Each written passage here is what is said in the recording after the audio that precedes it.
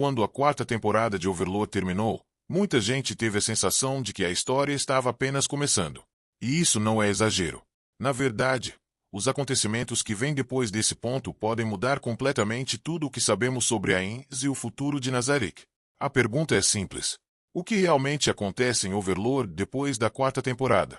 Até aqui, Ainz Gon já conquistou territórios, destruiu exércitos e transformou o Reino Feiticeiro em uma das maiores potências do Novo Mundo.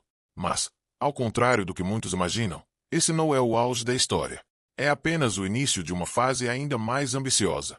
E a primeira pista está justamente no arco que muitos fãs ainda não viram no anime. O Reino Sagrado de Roble.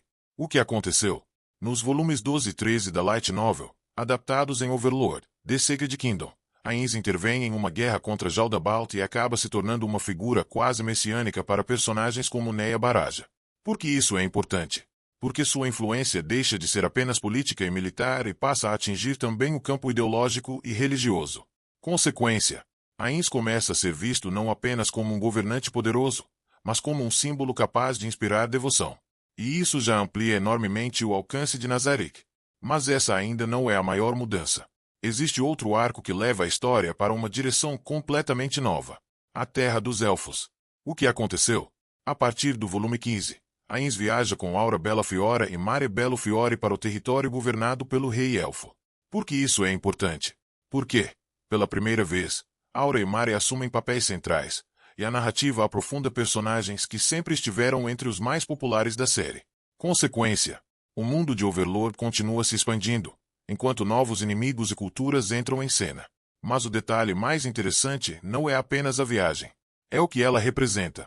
Até então, muitas ações de Ainz foram motivadas por interpretações de seus subordinados ou por circunstâncias inesperadas. Na Terra dos Elfos, ele continua tentando agir como um líder perfeito, ao mesmo tempo em que enfrenta situações que testam sua capacidade de adaptação. E isso reforça um dos elementos mais fascinantes de Overlord. A distância entre a imagem de gênio absoluto que Nazarick enxerga e a insegurança interna de Suzuki Satoru. Sim, no fundo, ele ainda é apenas o ex-funcionário tentando não decepcionar NPCs que o veneram como um deus. Nada mal para alguém que só entrou no jogo para se despedir dos amigos. Mas existe outro fator ainda mais importante. O fim da própria Light Novel. Kugane Maruyama já indicou que Overlord está se aproximando de sua conclusão. O que aconteceu? A obra caminha para seus volumes finais, o que significa que os conflitos atuais fazem parte da preparação para o encerramento definitivo da história. Por que isso é importante? Porque cada novo arco não serve apenas para expandir o mundo, mas para posicionar Ainz diante de desafios cada vez mais decisivos. Consequência, o futuro de Overlord passa a ter um peso ainda maior, já que cada evento aproxima a narrativa de seu desfecho. E é aqui que surgem as teorias mais interessantes. Será que Ainz finalmente encontrará outros jogadores? Será que alguém no Novo Mundo descobrirá sua verdadeira insegurança? Será que Nazarick continuará unido até o fim? Ou será que o maior desafio será interno, e não externo?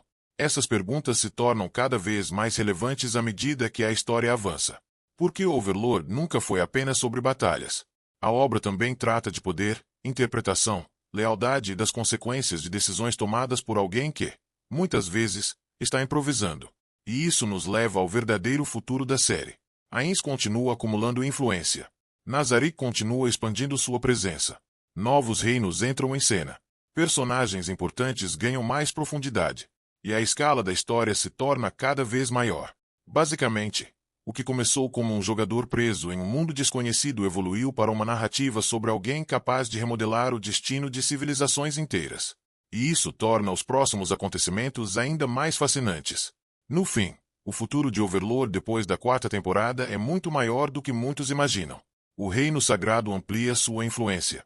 A Terra dos Elfos aprofunda personagens centrais.